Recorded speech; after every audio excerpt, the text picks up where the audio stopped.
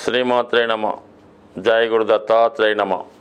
ఈ వీడియోలో మనం డిసెంబర్ 22 నుంచి 28 మధ్యలో జరగబోయే వార ఫలాలు సింహరాశి వారికి ఏ విధంగా ఉంటాయని పరిశీలించినప్పుడు, మరి ఈ వారంలో సింహరాశి వారికి ముఖ్యంగా బుధుడు ధన లాభాధిపతిగా చతుర్థ స్థాన సంచారం జాతకుడు తన యొక్క స్థిరాస్తులు, భూములు పై ఉన్నటువంటి సమస్యల్ని పరిష్కరించుకునే ప్రయత్నం చేస్తాడు.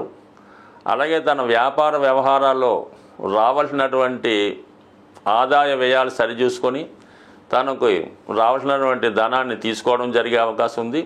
కొన్ని సందర్భాల్లో జాతకుడు మళ్ళా తన భూమి మీద కానీ, ఇంటిపైన కానీ, స్థిరాస్తులపైన కానీ, వ్యాపారం పైన కానీ తిరిగి ఇన్వెస్ట్మెంట్ చేసి వాటి యొక్క అభివృద్ధికి కారణమయ్యే అవకాశం ఉంది. ఏదైనా తన సంస్థల్లో ఉన్నటువంటి ఆర్థిక లావాదేవీలు, వ్యవహారాలన్నీ కూడా సరిదిద్ది చక్కదిద్ది ఒక మార్గంలో పెట్టే ప్రయత్నం ఈ వారం జరిగే అవకాశం ఉంది. అలాగే మరి చతుర్థాధిపతిగా ఉన్నటువంటి కుజుడు 12వ స్థానంలో వక్రగమనంలో ఉండడం వల్ల కొన్ని కఠినమైనటువంటి నిర్ణయాలు తీసుకొని జాతకుడు తనకు పనికిరా వస్తువులు కానీ, ఆస్తి కానీ, గృహం కానీ, వాహనాలు కానీ ఏదో విధంగా విక్రయించి వాటిని మళ్ళా కొత్త వాటితో పూర్తి చేయడం జరుగుతూ ఉంటుంది. సో ఎక్కువ ఈ వారం అంతా కూడా స్థిరాస్తుల మీద ప్రభావం చూపిస్తాడు. ఆస్తి వ్యవహారాలు సెటిల్ చేసుకుంటాడు. కొత్త ఆస్తులు కొనే ప్రయత్నాలు కూడా జరుగుతూ ఉంటాయి.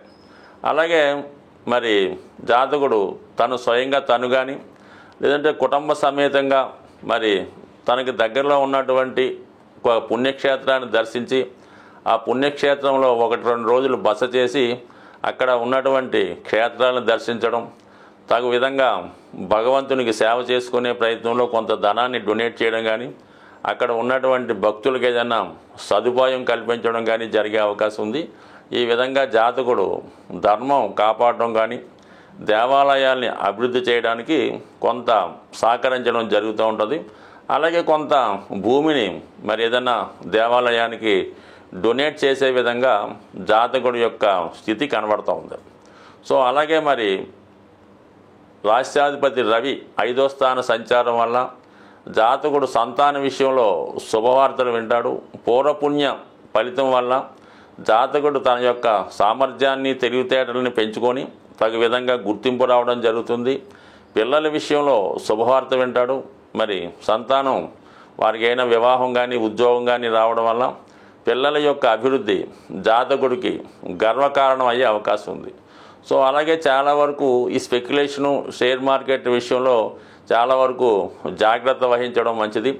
నిజాయితీగా ధనం సంపాదించే మార్గాలు ఎన్నుకోవాలి తప్ప ఈజీ మనీగా ఎన్నుకునే మార్గాలు అయితే మాత్రం జాతకుడు ఖచ్చితంగా తను ఎంత కాన్ఫిడెన్స్గా ఉన్నా తిరిగి నష్టపోవడం జరుగుతుంటుంది. కాబట్టి ఎట్టి పరిస్థితుల్లో కూడా అటువంటి ప్రయత్నాలు చేయవద్దు.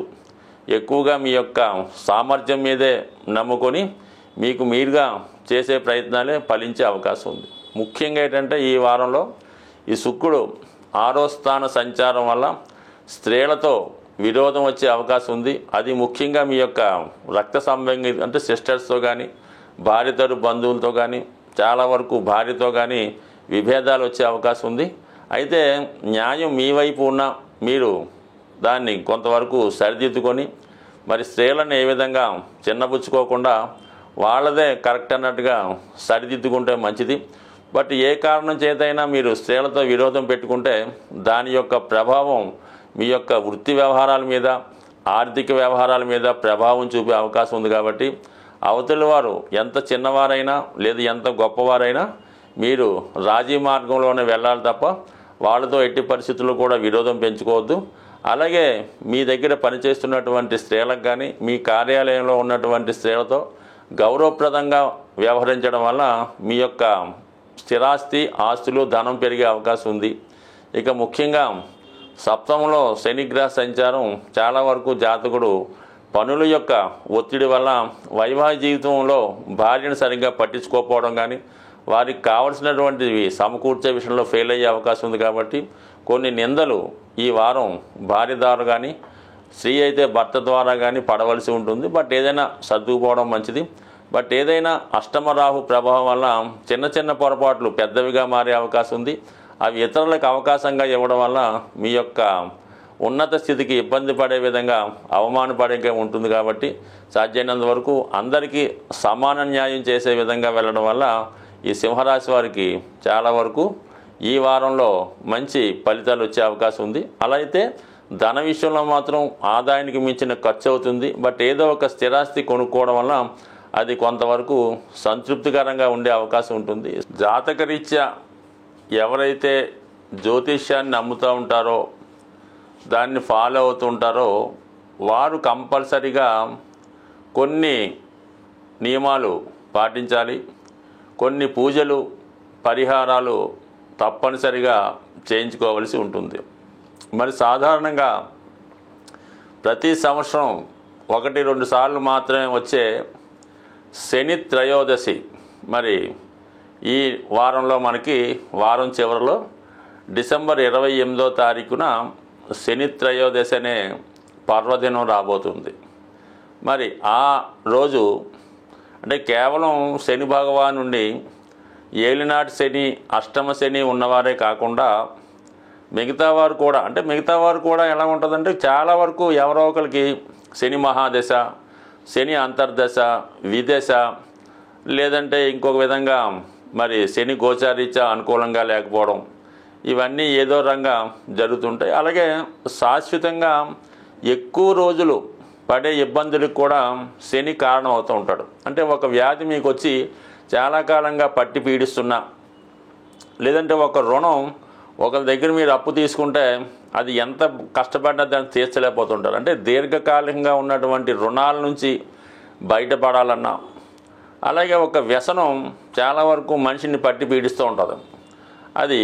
అది పాన్ అవ్వచ్చు, లేదంటే మందు తాగొచ్చు, ఇంకోటి అవ్వచ్చు, కార్డ్స్ అనొచ్చు అనుకోండి. అంటే ఏదైనా మనల్ని వదిలి వెళ్ళడానికి ఇష్టపడదో అటువంటివన్నీ కూడా శని ప్రభావం చేత వచ్చినవే. సో అందువలన ఏంటంటే చాలా వరకు మనుషుల్లో ఉన్నటువంటి ఒక బద్ధకం, అశ్రద్ధ, పోస్ట్పోన్ మెంటాలిటీ, పని చెప్తే ఇసుక్కోడు, ఇవన్నీ కూడా శని యొక్క ప్రభావం చేత ఉన్నవే.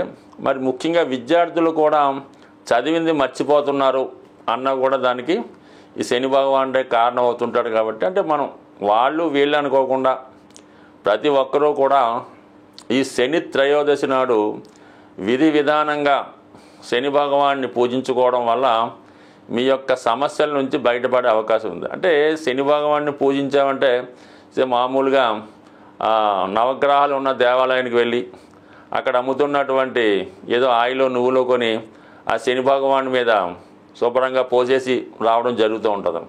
ఆ విధంగా చేయడం వలన శనిగ్రహం యొక్క ఆగ్రహానికి పాత్రులయ్యే అవకాశం ఉంది.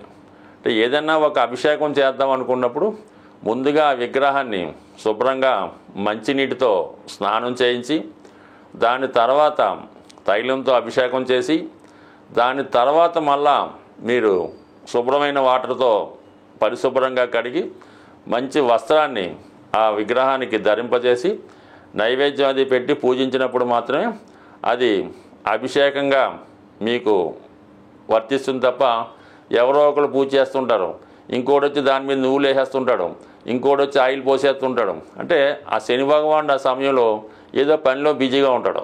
గమ్ముని అతని మీద ఇటువంటి పోయడం వల్ల అతనికి ఆగ్రహం కలిగే అవకాశం ఉంది. కాబట్టి నెమ్మదిగా ఎక్కువ మంది ఉన్నాం, ఒకరి తర్వాత ఒకరు కంపల్సరిగా ఈ విధానం చేయడం, మళ్ళా కొత్తగా మళ్ళీ వాటర్తో కడిగి మళ్ళీ ప్రారంభించుకోవాలి తప్ప ఒకేసారి అలా చేయడం వల్ల ఫలితం వచ్చే అవకాశం ఉండదు. కాబట్టి జాగ్రత్తగా కొద్దిగా ఆలస్యమైనా నెమ్మదిగా, అంటే ఎంత నెమ్మదిగా శని భగవాన్ని పూజిస్తే అంత సంతోషించడం జరుగుతుంది.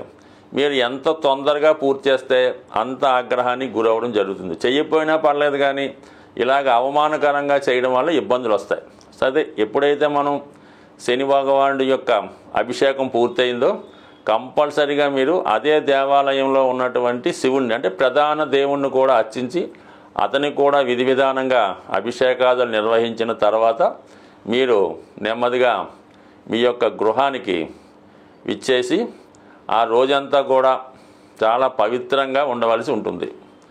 భూశయనం చేయడం, ఎటువంటి ఆయిల్తో చేసిన పదార్థాలు తినకుండా మామూలుగా సాత్వికమైన ఆహారం, అవసరమైతే పళ్ళు పొలాలు అటు తీసుకొని భూమి మీద పడుకొని ఆ రోజు ఎటువంటి రాత్రిపూట కూడా కిందే పడుకొని అన్ని సుఖాలకి దూరంగా ఉండి మళ్ళా ఆ మన్నాడు ఉదయం లెగిసి శుభ్రంగా స్నానం చేసి సూర్యభగవానుని ఆదివారం సాధారణంగా అవుతుంది కాబట్టి ఆ రోజు సూర్యభగవాన్ని కూడా చక్కగా సూర్య నమస్కారం చేసుకొని ఆదివారం కూడా మీరు 100% ఈ నియమంగా ఉంటూ ఎటువంటి మాంసం మద్యం ఇలాంటి దూరంగా ఉంటూ చేయడం వల్ల మీరు చేసి చూడండి. మీ జీవితంలో అద్భుతం అన్నది 100% అతి తొందరగా ఫలితాన్ని ఇచ్చేవాడు శని భగవానుడే. అయితే మీరు చేసుకునే దాన్ని బట్టి తన ఫలితం ఇవ్వడం జరుగుతుంటుంది. అందరూ ఆలస్యం అంటుంటారు. మరి ఆలస్యం ఎందుకు కారణం అవుతుందంటే మనం సరిగ్గా పాటించకపోవడం వల్ల. అంటే ఒక విద్యార్థి 10th క్లాస్ 10 సార్లు ఫెయిల్ అవ్వచ్చు, కట్టొచ్చు, పాస్ అవుతుంటాడు. అది ఆలస్యానికి కారణం అవుతుంటుంది.